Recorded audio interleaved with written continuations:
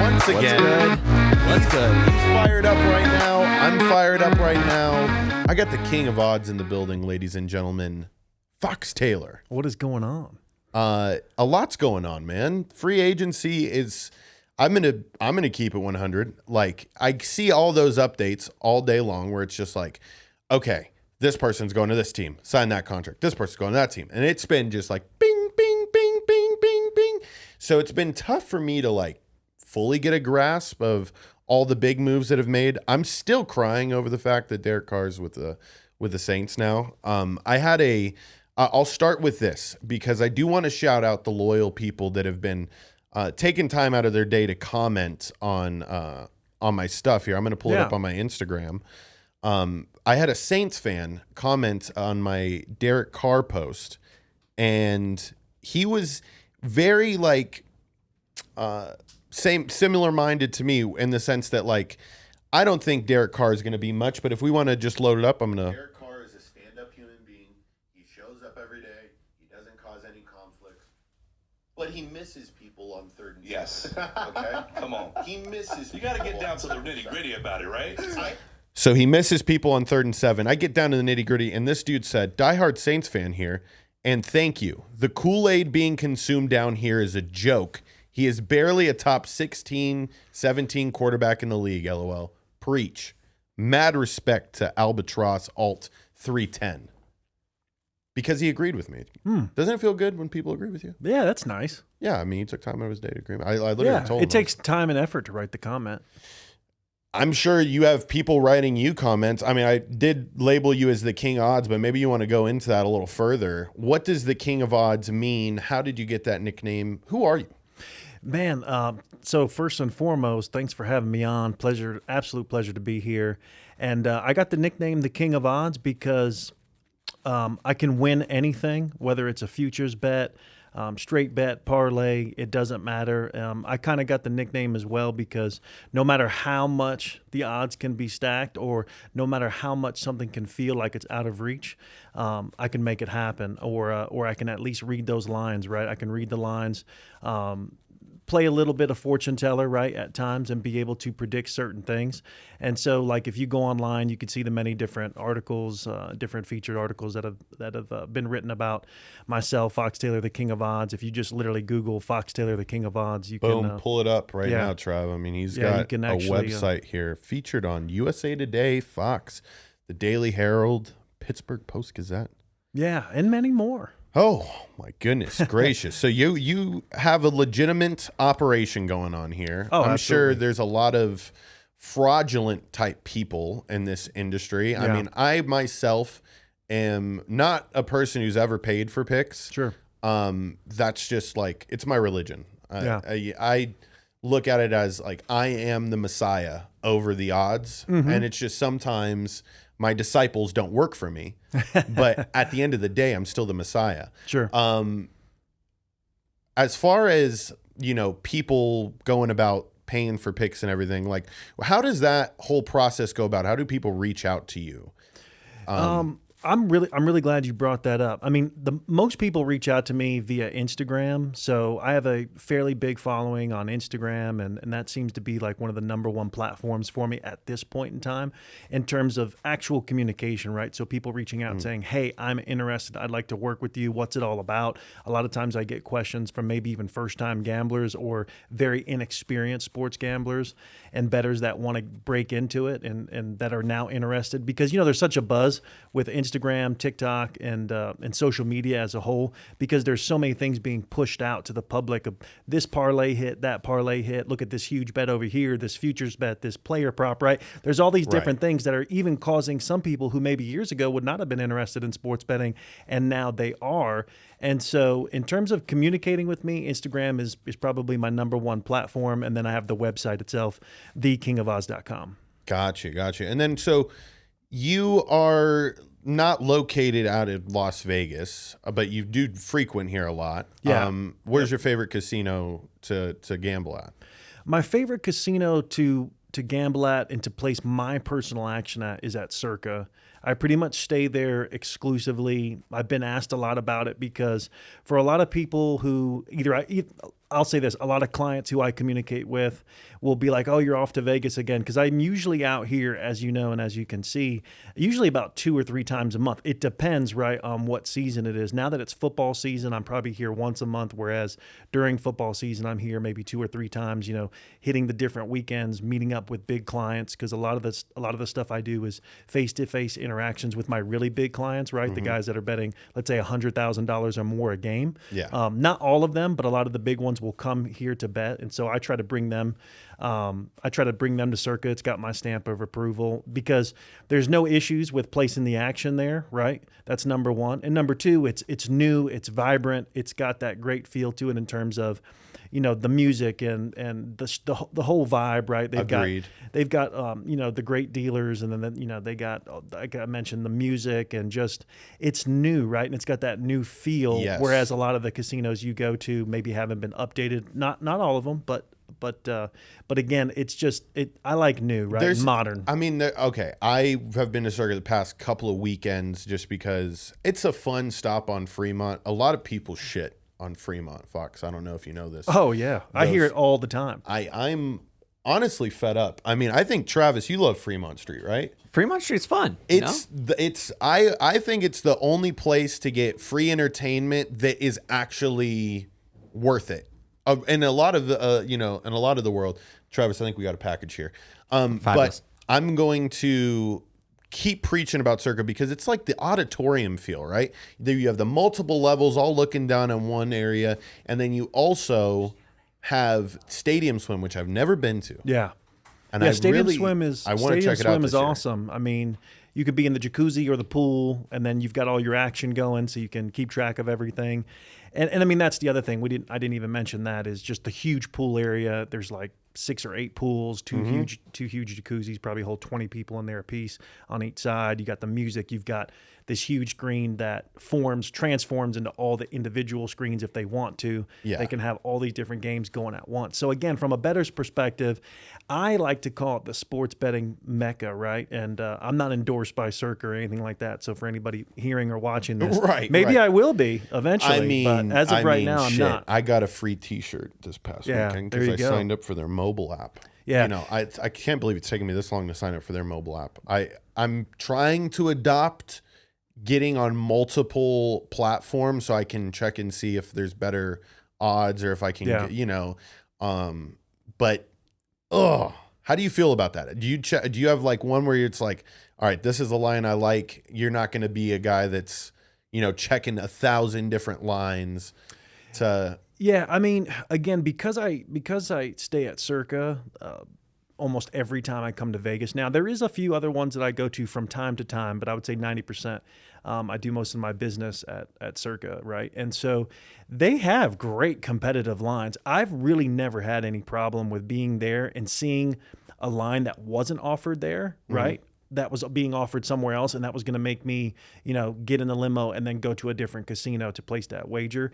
They pretty much are whatever you see out there. Meaning, like if you see a game, and let's just say, I don't know, the Super Bowl, right? The Eagles were -1.5 forever. If you see it at -1.5, it's going to be -1.5 there at Circa, and it will. They pretty much run it seems like they pretty much run their lines and their numbers at even par with all the other major casinos, right, in Vegas. Because if you look at the other ones that you're going to bet at within Vegas, they have a couple. So one thing that I will shout them out for is I like just looking at props, not necessarily betting them. But there was one for NBA games that they have presented where it's. First half, which half will you score more points? Sure. First half or second half? Right. And I don't see that line offered at Stations Casino or BetMGM, but they had it, and I was like, that's a pretty interesting prop because you can find trends in this world as far as teams start off hot. I remember one of the people that we had spoke to, and he's been on the show before, Bill Krakenberger, was like, yeah, the Bengals always kick the ball off. Or no, the Bengals always want the ball. So if they win the toss, they're going to want the ball. So the odds of them getting the first touchdown or the first punt were always good bets, even though they were -160. Do you follow trends as far as statistics and What's your process behind that? Because I usually just go through like a game preview, box score type situation. Sure. Or is there like a website that you use where it's like, oh, this makes it pretty easy for me to consume my info? Well, just to back up for a second. So when you were asking me about the lines and stuff, going back to those prop bets that you just referenced, right? So I will say that they do. You're right. So Circa has a bunch of lines and a bunch of different exotic. I like to call them, and most of us call them the exotic props, right? Agreed. Props, exotic props, and you will see that now. To your point, absolutely, different casinos will offer different props. You can absolutely go into one casino in Vegas, and they have a prop bet, and then you go into another, and they don't have it, right? Correct. And just to expand on that just a little bit more, in other casinos in other parts of the world, right? I also frequent Biloxi, Mississippi, and so if you go into some of the casinos there, what you will find out is, again, certain casinos offer certain things, but if you go to a casino that, let's say, has a FanDuel sportsbook inside of it, right? You go to another casino that just their house sports book is all that they have inside of there. It's not a FanDuel. It's not a DraftKings. Gotcha.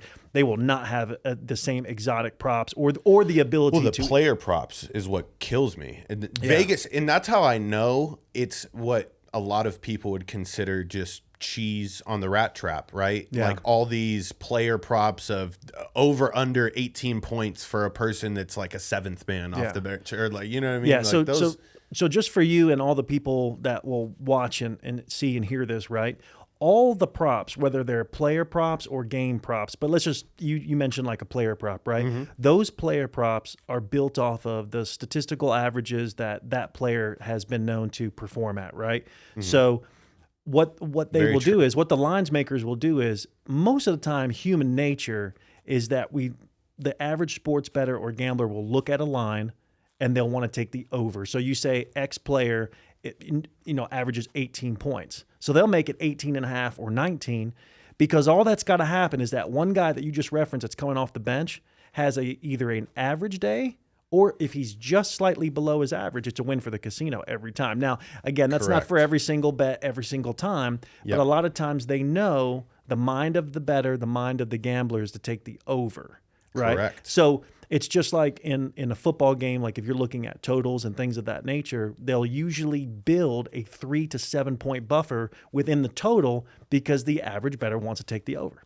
I've seen it, and I've been studying more as like, I mean, I'm 24 years old. I've been sports betting now for probably like 5 years. Yeah. Whether it's just going and putting the mobile thing. This is hilarious, by the way. I don't know if it's the same on the East Coast, but all these little mobile kiosks that weren't there when I was a kid. Right. But if I was 15 years old and I saw an iPad in which I can input picks and feed dollars into it like a fucking toy claw machine, I would have been doing that from day one. Yeah. Are there the mobile kiosk on the East Coast? Because Vegas is like exclusively using those now. Yeah, they have the kiosks. So I personally live in Florida. Sports betting is technically not legal. Oh. We had it for we had it for a millisecond, Okay. and then they took it away. There's some different issues, and there's different political folks that are taking it to a different level and fighting it and this and that. But on certain places on the East Coast, so I go to New York from time to time and things like that. Absolutely, in those casinos up in New York, there's betting kiosks everywhere. Biloxi, betting kiosks everywhere. But yeah, like Florida, Georgia, the Carolinas, they have not legalized sports betting yet. But Mississippi, legal. Louisiana, legal. And then you work your way up the East Coast, more East Coast proper. And New York, legal. Jersey, legal. Philly, legal. Delaware, legal. Right? All these other places. So. No, I got to check out all those other sports books because going back to a lot of those props being just cheese on the rat trap, I myself would definitely eat that cheese. Like, I want to eat that cheese. I want to have the ability. I mean, I could get a VPN, Travis. I could get a VPN and bet, like saying I'm in a different state. I don't want to go through all the fucking hassle to do that. I mean, when it's not that serious. But let's go into a little bit of what's been happening in the world of football. I know free agency has overwhelmed me a bit, but I have a couple of questions for you in regards to like, what teams do you feel benefited the most out of this free agency period and are like primed to win a championship next year? Well, I still think it's a little bit, to be determined, right? Because there was a lot of moves that happened in free agency. I personally don't think that anything happened that is just so sexy and so attractive in terms of specifically free agents. That was just this humongous splash that's going to make a difference for any team right now. I know that, the Derek Carr thing, and as he was shopping around and other teams were, taking kind of getting a feel for whether they wanted him or not. We all know, boom, like you said in the beginning of the show, he ended up going to the Saints. I don't know how great that's going to make the Saints. I don't think that's going to be I really don't think that that's going to be a huge impact for the team. Now, I do think that he's better than Jameis Winston. You know what I mean? But I don't think that just shook up the whole entire NFC South per se. No. What's shaking up the NFC South is whether or not the Panthers are going to absolutely botch this draft pick. I'm without a doubt certain that they're going to take Anthony Richardson. And that means that Anthony Richardson would have been worth 4 first-round picks and DJ Moore. Yeah. Kind of crazy. Well, I don't think they're going to make that mistake, but I wouldn't put it past the Panthers. Well, and that's why I use the word right to be determined, because there's so many things that have happened right now in free agency, meaning this team has created more cap space. This team got rid of this guy or this person or whatever. And again, it impacts their ability of who they can get, right? And so as we film this show right now, we know that Aaron Rodgers has just announced that he says he intends to play for the New York Jets. The two teams, right, have to now come to the agreement and make everything happen administratively, right? True. And so Lamar Jackson is not technically signed. Now I know he's got the non-exclusive. So he thank can you. Chit chat. Well, right. He can't really. Well, listen, no. At 4 p.m. today, again, as we shoot this show, as of 4 p.m. today, he has permission now to talk to any teams that he desires. But yes, that means that even if he were to work out a deal with somebody, he gets, he has to go back. They'll present it to the Ravens. The Ravens have the opportunity to at least match it, right? And so, again, there's so many different things that are taking place that these really big, exciting moves, right? These really big, exciting, more sexy, attractive moves, i.e., does Lamar stay in Baltimore, right? Where does he end up going? Is Aaron Rodgers going to actually ink the deal and make it official that he goes to the New York Jets, et cetera? And so, those are the really big premier names that we're waiting to see what happens. So that's what's really got my interest, in terms of what's going on in the NFL world right now. Because, you tell me if there's any really big free agent signings that you saw. I'm talking about that are huge, that are going to be game changers for any of the teams. You tell me. All right, I'm scrolling through the list here, Travis. If you want to pull it up for me, I'm looking at the top names here. Now, while he's doing that, did you know that the Bucs? Oh, I do have one. It's Tremaine Edmonds. Okay. Okay, 20. He's about to be 25. Goes from Buffalo to Chicago. Chicago needs a staple defensive player. It's one of the few cities, right, where if we're going to talk about it, you need this position to be extremely well in order for you guys to have success. Ergo, Brian Urlacher. What's the dude? He coached for the Niners for a while. He was a part of the 80s Bears. Oh, goodness. Wow. Mike. Bad. Mike, there was Mike Ditka and... No. But he was a... I should know this because I'm a huge Niners fan. Oh, my God. It feels like it has been. It's been a decade since he coached. I know exactly what you're talking about. Mike, 49ner's coach. But while we're figuring that out, right before I walked in studio, did you know that the Bucs signed Baker Mayfield to a 1-year contract? Oh, how does that make you feel? As you go on that, I'll research this. Right. I'm a huge... I kind of look like Baker Mayfield, so he's my dog. Well, I think that Baker Mayfield was able to showcase his more true ability, right? His true value, I should say, when he played for the Rams for those last 4 or 5 games last year. Meaning that when he is paired with a more offensively based coach, a more experienced and talented offensive coach like Sean McVay. I mean, not only did he win a couple of those games, but even some of the games they lost, they were still competitive, and they were competitive without Cooper Kupp. They were competitive without Jefferson, right? They were competitive with some of those main offensive guys, right, being out. And so if you look at it, they had him in an offense where he was able to be a little bit more mobile than he was in Cleveland and certainly Carolina. I don't even want to talk about his time in Carolina because the team was not even close to performing the way that they were more so down the stretch whenever he was there. They're horrible at picking quarterbacks. I don't want to make it a Baker. Or they're bad at implementing good quarterbacks into their system. Well, I'm going to tell you something that, and I think we all know this, all these talented quarterbacks that come out of college, right? These guys, no matter what, are still some of the most talented quarterbacks in the world, period. And what I mean by that is, look how many guys have came into the NFL and based off of who their coach was going to be the deciding and determining factor of how good they were going to be.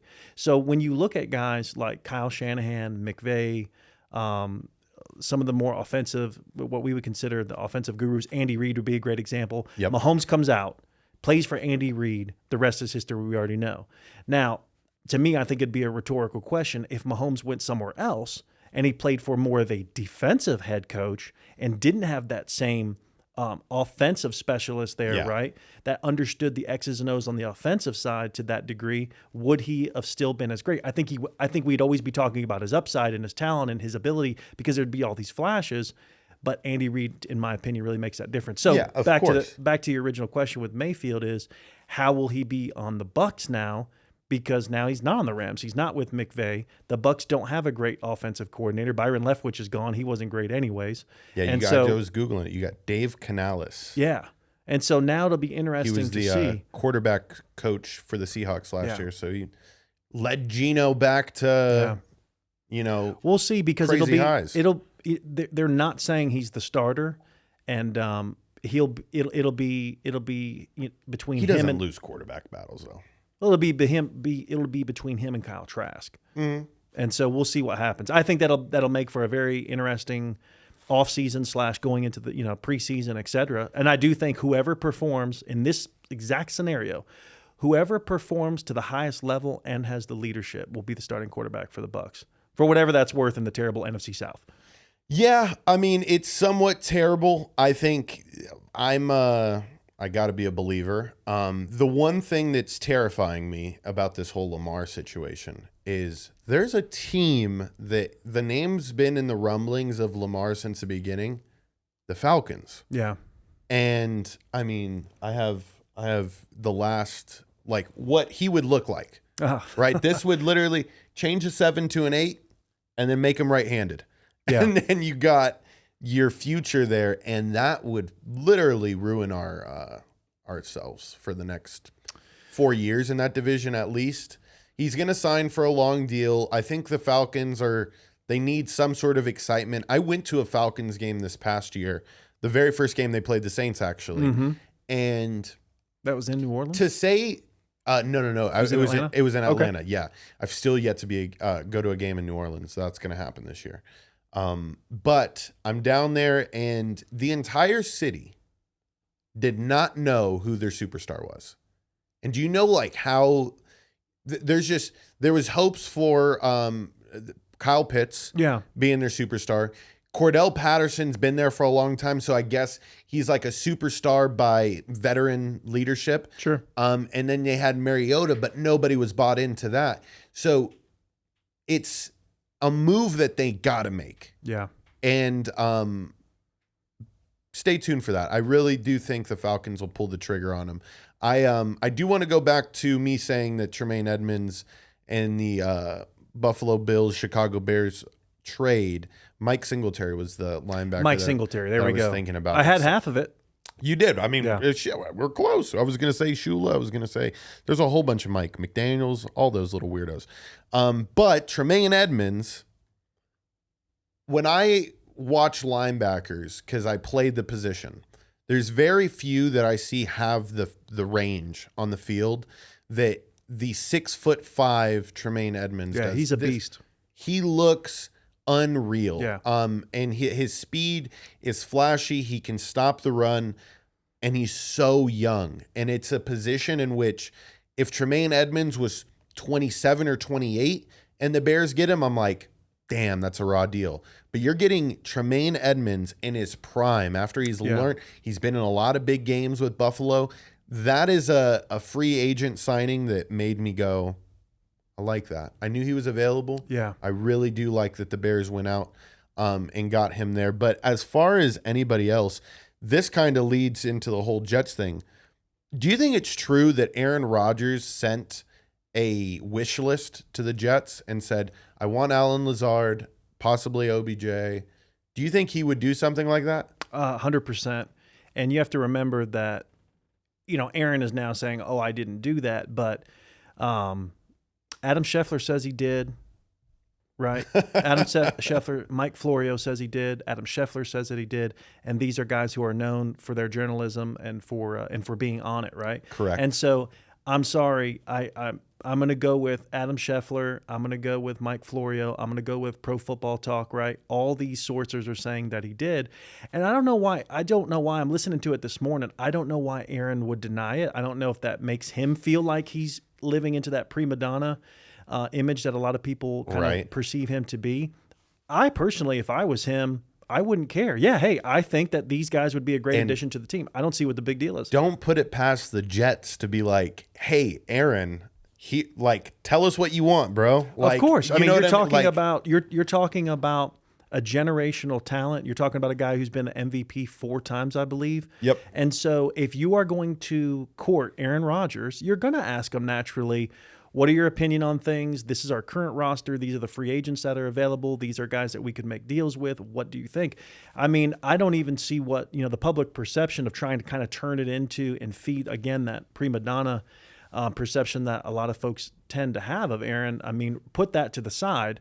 If this was Montana, if this was Mahomes, if this was Brady, the same thing, maybe not necessarily they would be calling it a wish list. I think that's a play on words. You're telling me that they wouldn't ask if Justin Herbert came available, right, or someone like that, they wouldn't ask them, hey, what would you like? Because again, you're trying to court one of the best quarterbacks of all time. Yeah. Travis, to equate this to you, it's very similar to the whole sugar daddy, sugar baby situation. I know what you were thinking with wish list back there because this guy has fulfilled a lot of wish lists. What are you talking about, bro? The Amazon wish list. The Amazon wish list. Daddy, buy me this. That's the only one I buy for is my girlfriend. There you go. It's on the record. On the record there. Okay, perfect answer. It's on the record that I have not fulfilled any wish list either. Biggest loser in free agency. I think there's a glaring team that I want you to say, but is there any team that shouts out, I'm a loser as far as free agency goes? Well, we just kind of talked about them, and I think it ends up being Green Bay because if you lose Aaron Rodgers, which it looks like because he said, I want to play for the Jets. Okay, so you lose Aaron Rodgers, you lose Lazard. There's a chance that Cobb is gone. Now, he's more of a role player, but he's saying, I want to take Cobb with me. I want to take Mercedes Lewis with me. Mm-hmm. Lazard is already now signed as a 4-year, $44 million deal. True. And so now you're left with Jordan Love. They've got that kid Watson, who's a wide receiver, who I think is going to be a great talent.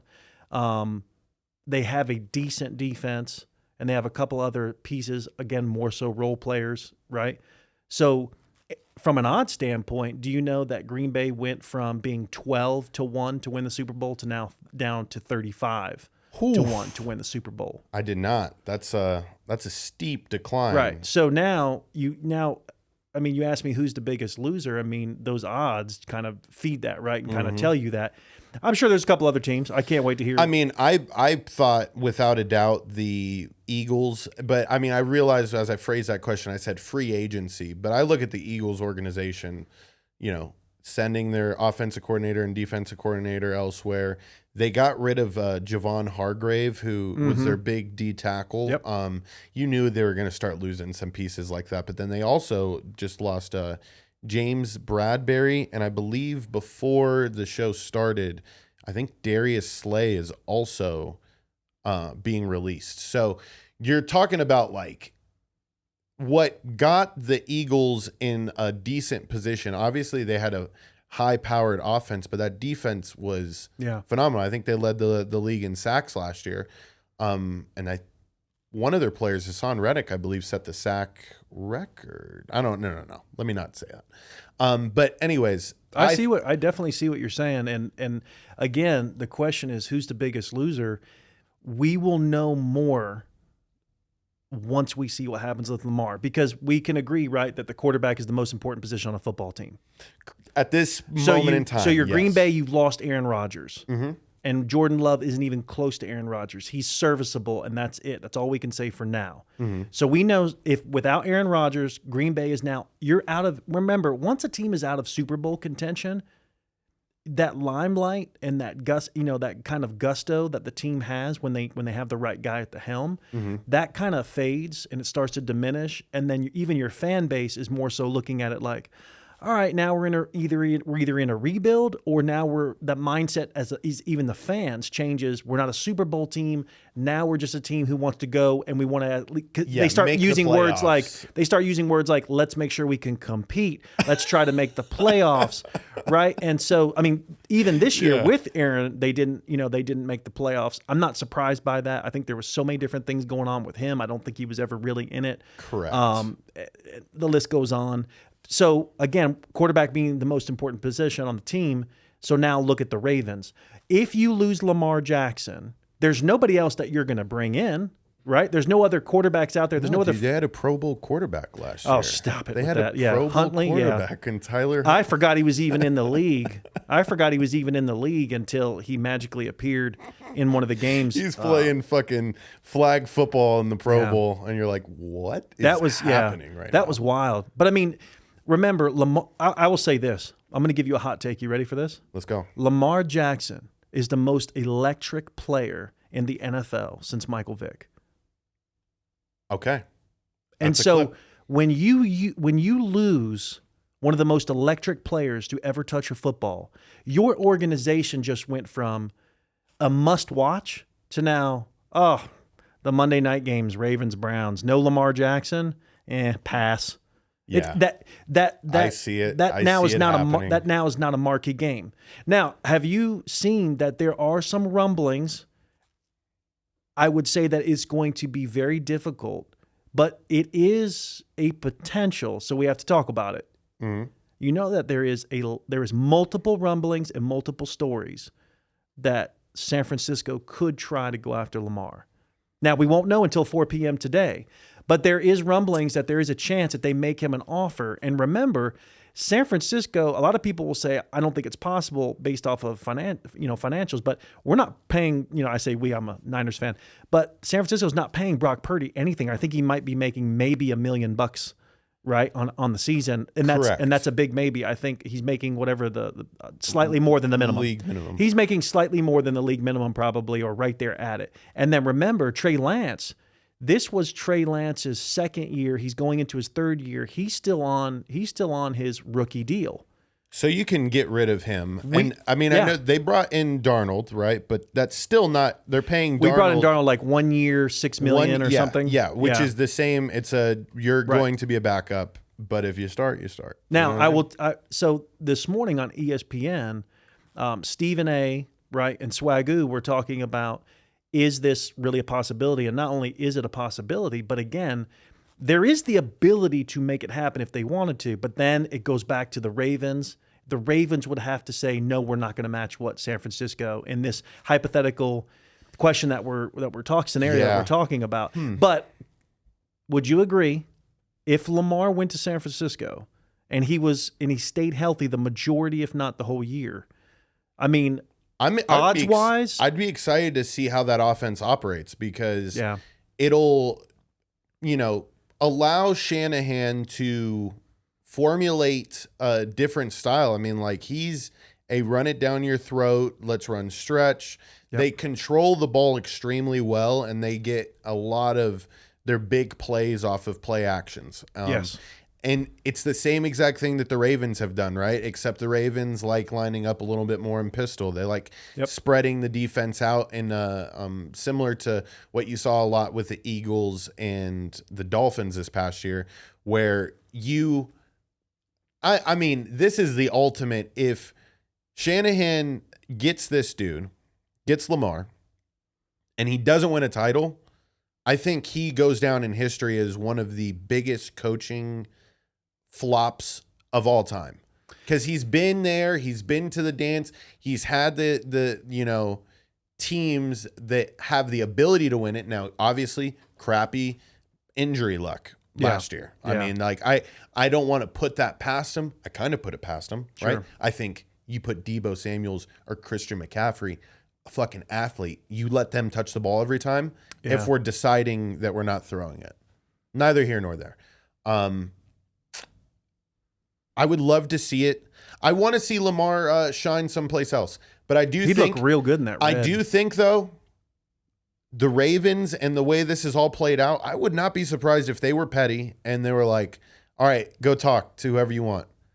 Okay, now that you've talked to whoever you want, we're gonna match it. You're still staying here, Absolutely. and we'll try again next year." Well, you look at those teams across the country where they're not really necessarily a great football team, but they've got a great talent. So if you look at Baltimore the way that it is right now, maybe not this year, but you look at them, I mean, you could say this year, but even the previous years, right? Lamar made the Ravens a much better football team. He's electric, like I stated. And that fan base, that city, they just think about what he means to the fan base, to the city, to NFL, to TV ratings, right? Yeah. So then how many times have we seen where a very average football team had a big star on it, and so you watched the games, right? And so we've seen that many times in the history of the NFL where one player can be so great and so talented and so magical that even though the team is not even in contention, or maybe they're just fighting to even make the playoffs, everybody's watching because they've got that one superstar. Correct. Right? Correct. And so I'm telling you right now, if the Ravens didn't match it, to your point, what do you do at that point? I mean, what do you do? Because you're almost in a rebuild at that point, because the quarterback is the hardest position to solidify, meaning someone who can win you an actual Super Bowl. They're going to take shots in the draft. I mean, they're so fucked. But they're not getting Richardson, Stroud. Their best receiver's been a tight end for the last 3 years. Yeah. And it's not Travis Kelce and Patrick Mahomes. Like, correct. Exactly. So that's the issue. I can go on and on about the way that the Ravens have botched everything. I cannot wait until reports start coming out about what the real conversations were. Yeah. And how a head coach who loves a superstar and the main office is just blatantly blowing it up. It makes no sense to me. But I do want to touch on a couple of things that hit your niche. NFL future bets. Yeah. Are there any in your past history where you've hit a big Super Bowl winner or MVP, and do you have any this year? Yeah, so NFL future bets, are kind of tricky, but they're great. Everybody loves them, right? And you go back to what I mentioned earlier in the segment with, sports gambling, sports betting has now immersed itself and really engrossed itself in our culture so much because it is now far more legalized than it's ever been. Correct. It's way more mainstream. When you turn on the TV now, I think you'll find this interesting. I mean, we've got Gronk doing commercials for FanDuel or DraftKings. You saw during the Super Bowl, he had the kick. It was FanDuel. Right? Okay, it's FanDuel. And then there was other commercials, and then you see some of these other former football players, former athletes, period, right, that are now endorsing different sports betting platforms, which is extremely interesting. I mean, you couldn't do that back in the day, and it was always obviously considered very taboo. And now, even with it legalized, it just, again, it becomes that much more accepted, right? But I say NFL futures are tricky. Everybody loves them. But, the odds makers and the folks that run the sports books and the casinos, they love when you make future bets. Because they already know there's so many variables that can take place. Yeah. First of all, let's say you take a team, that's 18-1, and you feel like there's some value there. they'll take that action all day because they already know that they have everything on their side. They've got the variables that I just mentioned on their side, meaning one guy on that team gets hurt. Obviously, if it's a quarterback, you're probably done. But star wide receiver, star running back, star quarterback, one of those, a major key piece on defense gets hurt, the casino just took your money. You know what I mean? Absolutely. And so you've really got to exercise caution. One of the things I like to look at if I'm making an NFL futures bet specifically is what's the backup quarterback looking like, right? Mm-hmm. How have they previously performed?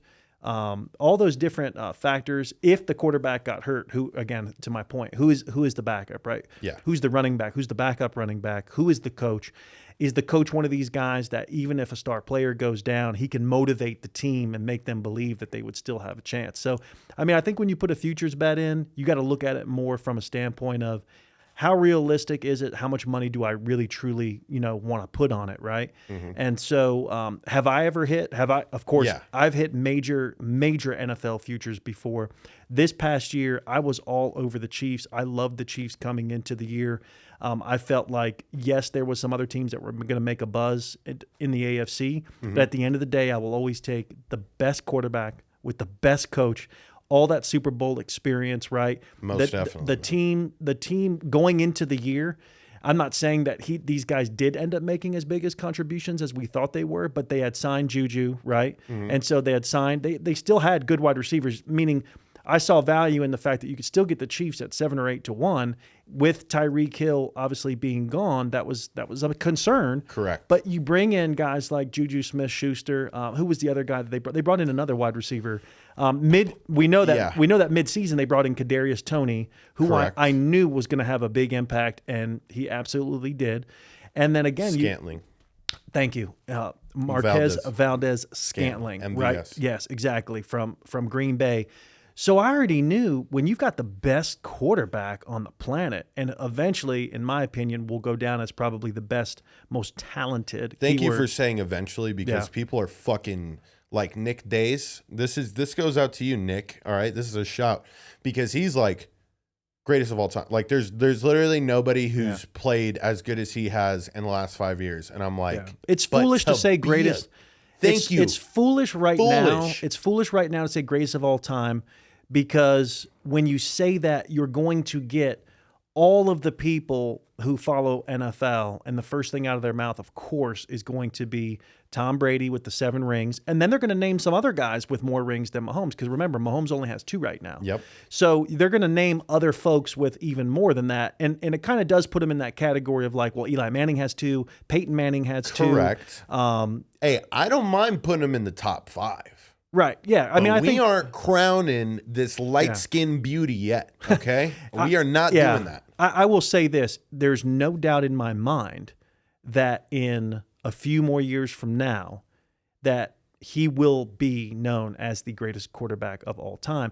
Listen to what I'm saying, though. Keywords here: most talented quarterback of all time. Because right now, as it stands, if you look at Brady, I don't think Brady's the most talented quarterback of all time. He's the most decorated. Correct. Okay, but leader of men. Right. He was a great leader. He was disciplined. He stayed off the radar for the most part. Didn't have a lot of controversy for the most part. And so when you look at it, he's the greatest of all time as it stands right now. And then remember, for years, everybody talked about Montana. Until Brady got that 4th, even really that 5th one, there was a huge debate of who was really better. Was it Montana or was it Brady? Mm-hmm. Obviously, we're long past that now. But if Mahomes wins, and I say if, I think that it will happen, but if Mahomes wins a 3rd Super Bowl, and then let's say he gets maybe to 4 or 5 before he hangs it up, even being a deficit of 1, 2, or 3 Super Bowls between him and Tom, he'll still go down as most people will think of him again as the most talented quarterback. I mean, it's okay. I'm gonna leave this, and then we're gonna discuss just a touch into March Madness. I'm gonna leave with this. I am starting to look back at it now, and this is 1 year removed from Tom Brady. Not even a couple of months. Yeah. How does a man get that lucky? Tell me more. How does a man get that lucky to have the starting quarterback get injured, to be drafted last, to have the ball last in multiple Super Bowls, because that's what a majority of his wins come from, those game-winning drives. You're forgetting. You're not even mentioning the fact that he had Vinatieri. I mean, how many Super Bowls were won by a game-winning field goal? I think at least 2 of the 7. Not flashy offensive Super Bowl wins. You know, like he wasn't just running it up on people. His most flashy Super Bowl win, obviously, being against the Falcons. Yes. But it's just like, luck is one thing that when they develop a statistic for it, it needs to just be Tom Brady is like the standard that you develop luck around. He's the hierarchy. It's an incredible. Are you Tom Brady lucky, or are you, you know? It's an incredible story. It's unbelievable. I got one for you. When as we're talking about Brady and his luck, go back to, and I don't know, have you ever seen the special on the NFL Tuck Rule? Yeah, the actual special that they did where they interview Charles Woodson, they interview a lot of the Raiders, you know, the Patriots, John Gruden, right? If you go back, because that's the year he won his first Super Bowl. If you go back when they win that game, which was in Foxborough, obviously in the snow, he fumbled that football. Everybody knows, looking back on it, the documentary clearly showed that it was a fumble. correct. They never go to that Super Bowl without that happening. If he never goes to that Super Bowl and doesn't get that first Super Bowl, what's the story, right? Like, what's the story then? Does Bledsoe end up rehabbing, coming back, and being the starter? And it was like, hey, Tom, you did a great job. You went all the way to the AFC Championship. It's pretty cool. Yep. I mean, so it just feeding your point about the luck. I mean, if we could put an NFL future in for Tom Brady's kid, because even if you have half the luck, if you come from that luck tree, you will win a Super Bowl eventually, or some sort of title. I feel the same way about Charlie Woods. I want him to win a Masters as soon as I could find a line for him to win a Masters. Charlie Woods, growing up and it. being a decorated golfer, you can bank on that. You want to know why? Because number one, it's golf. He's got one of the best to ever Yes. play, right? Yep. If not the best to ever play, as his father. All of the resources available for him to get the best coaching, to play on any course at any time. He is the son of the golf king. He is son of literally golf royalty. The Messiah. Yes. And so Charlie Woods will have every resource available to him and every opportunity. Where I'm going with this is Tiger really didn't have that. He obviously dealt with a lot of controversy, and he also, when he was young, breaking into the PGA, he was still dealing with so much of, you know, the people being non-accepting, right? And Correct. people not wanting to give him that the same fair shake. The fair shake and the opportunities and all the dismissiveness from back then. Remember, there was the dismissiveness from guys on the PGA Tour. I want to say, was it Mickelson? I'm sorry, Sergio Garcia had comments about Tiger when he first came in. There's if you go and you look it up, there's all kinds of information and articles on like Garcia making comments about Tiger, and just to be quite frank, they were racial comments, right? And there was others from the tour back then. I won't say any other names because I want to make sure I got my facts straight, but there was a lot that was swirling around that he had to deal with. And there was a lot of things that happened behind the scenes. You know, if you get into Tiger's past and some documentaries, well, you'll learn about things that he dealt with behind the scenes. He never wanted to make a big deal of them because he always wanted to be about golf, and he didn't want to play that card of, hey, I'm not being treated fairly and this and that, when he easily could have. But there is a lot that happened behind the scenes, and he made it. Now look at Charlie, to your point. Yeah, I mean, he won't deal with that because it's so taboo now.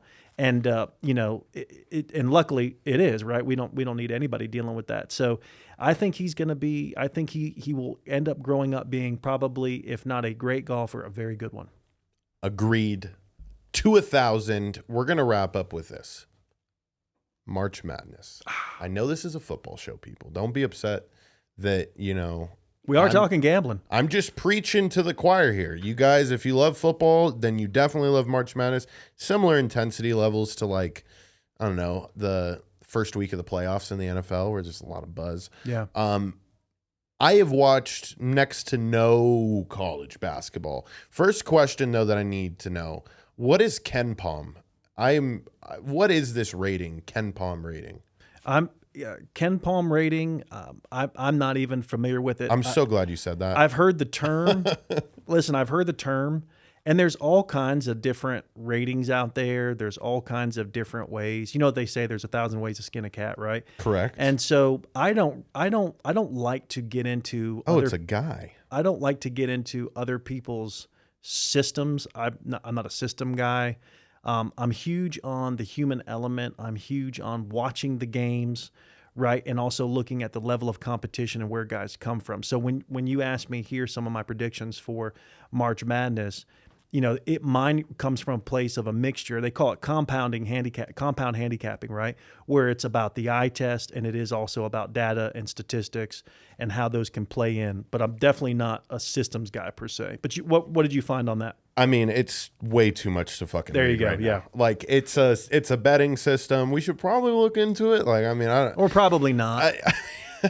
You want to know why? We want to compound a little bit, bro. Yeah. I want to compound. There you go. Throw it into the compounding. Touche. I mean, it's just a little too much for the reading right now. It could help in my. I got a summary. Oh, I used Bing, the fact that Travis has to explain this. Chat GPT. Fuck off. So Ken Palm is a popular college basketball analytics website that provides advanced statistics and ratings for the NCAA men's basketball teams. The rankings are based on an algorithm developed by Ken Pomeroy, which takes into account factors such as a team's offensive and defensive efficiency. That's pretty much it. Yeah, That's and to me, So it's the stats. yeah, With the dude saying this team looks better. I just want to say something and clarify it about that because I get asked this a lot. Sometimes when I'm dealing with a client, they'll ask me, and this is why I'm mentioning it, right? What system do you use? Brother, I don't use somebody else's system. And the reason I say that is, let me also... I love that, by the way. Go into it. Yeah, let me also be more specific. What I mean by this is, I respect the fact that there's different systems, there's websites, there's guys that have created algorithms and all these other things. Would you gentlemen agree? How many times have you heard about an algorithm or a system and you watched a game, I don't care what game, what sport, who it was, and it didn't go the way that it was supposed to go? I say supposed to in quotations, and you go, what about that system? What about that algorithm? What about that stats? What about the robot that's it, right? All that is stuff to be taken into consideration, but I personally, Fox Taylor, King Odds, I don't rely on a system, okay? It's great to take those things into consideration, and you'd be a fool not to take stats, of course, and analytics into it. But in terms of a system, that's a no-go for me. I'm in love with it. I mean, there is the human element. That's part of the human reason, element is huge. It's part of the reason why I myself, the messiah of picks. I know you're the king of odds, but I'm the messiah of picks. I love that. That could be its own show. Who It knows? really could. Will Travis put that in the Copy that. I'm just writing it wow. down right now. Let me say Hold on, let me can say you go this. can you go to Fox's website right now? This little video that you have at the beginning, fucking baller. Hold on. Wait till it pops back up, Travis, and go do it again. You'll have to refresh it for it to pop back Got up. it. Got it. to Oh, be able to thanks. see it, Thanks yeah. for the insight there. Yeah. All right, this video is sick. All right, Lambo bottle service, eh? That's sweet, isn't it? No, I was about to say I see a lot of bottle service things on your Instagram. I've never been to a strip club. Is it pretty fun? Yeah, I mean, what you're seeing there, that commercial, that was shot inside of a strip club. Shout out to Scores Tampa Bay. That's where that was shot at. And so, but yeah, they can be fun. I mean, it looks fucking amazing. It's a great Time, bro. place to celebrate. I don't know, like $150,000 victory. Oh, and that's what you get with Fox Taylor, King of Odds. Give us your final four, and then I'll wrap up. Sure. So, final four. You ready for this? Let's go. Okay, I'm going to start off with, and for everybody who's going to see this, I want you to gamble responsibly, and to take it with a grain of salt and do what you wish with it for. But again, I stress responsibility. My personal pick to win it all is UCLA. So they're, of course, in my final four. I also like Texas to come out of their bracket. I see they're in the same bracket as Houston. Mm-hmm. I see Miami in that bracket. I see Texas in that bracket. I see Houston. I think those are all contenders. But in terms of a final four, Texas won the Big 12 tournament. Yeah. Texas was exceptional. And to get through the Big 12 tournament, They beat TCU, who is a top 25 team this year, and then of course they beat Kansas.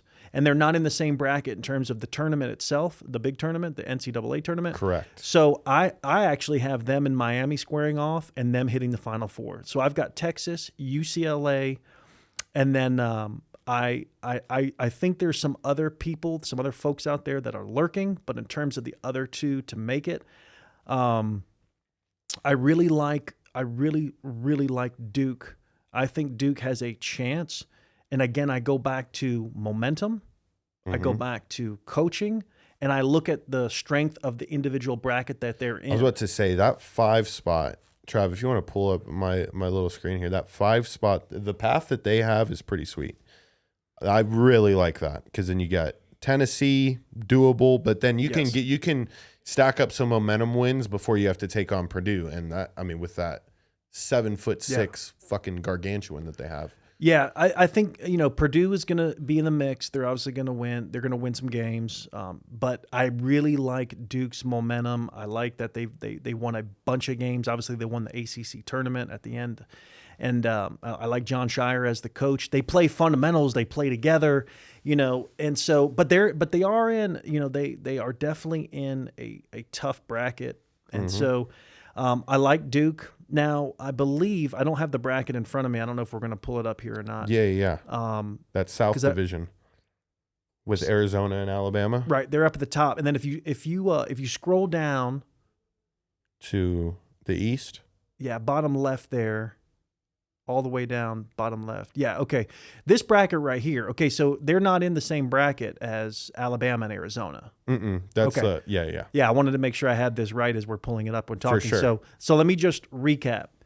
If you look at the South bracket, which is all the way to the right as you're looking at the screen, am I right when I say the South bracket is all the way down to the bottom right? Is above. Okay, so South bracket. That's the one with Alabama. Yeah, this will be great for the viewers. So South bracket is top right, correct? Top left. Top left. Okay. So top left, I like Arizona to come out of there. Everybody is picking Alabama. I do not think Alabama is going to be a Final Four team. I do like what they did in the SEC tournament, but in the regular season, they had a few losses that I don't think that they should have had. One of them was to Texas A&M, who could make a splash in the tournament, could be a dark horse to win some games. But I definitely like Arizona to come out. So my Final Four, just to recap, is Arizona, Texas, UCLA, Duke. And UCLA with that future.